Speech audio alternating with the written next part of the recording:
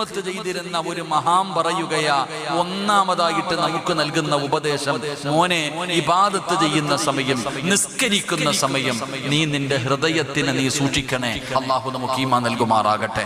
അള്ളാഹു നമുക്ക് ഈമാൻ നൽകുമാറാകട്ടെ. നമ്മളിൽ എത്ര പേർക്കാണ് നമ്മുടെ ഹൃദയത്തിന് നമുക്ക് സൂക്ഷിക്കാൻ കഴിയുന്നത്? നമസ്കരിക്കുന്ന സമയത്ത് നമ്മുടെ ഹൃദയത്തിനെ സൂക്ഷിക്കാൻ നമ്മളിൽ എത്ര പേർക്കാ കഴിയുന്നത്? എന്റെ പ്രിയപ്പെട്ടവരെ, നമ്മളിൽ പലർക്കും നമ്മുടെ ഹൃദയത്തിനെ സൂക്ഷിക്കാൻ കഴിയുന്നില്ല. കാരണം അല്ലാഹുവിന്റെ മുന്നിൽ നിൽക്കുന്നു, എന്നിട്ട് നമ്മൾ ഇങ്ങനെ പറന്നു നടക്കുകയാ. മഹാനായ അതാണല്ലോ നമസ്കാരത്തിന്റെ കാര്യം.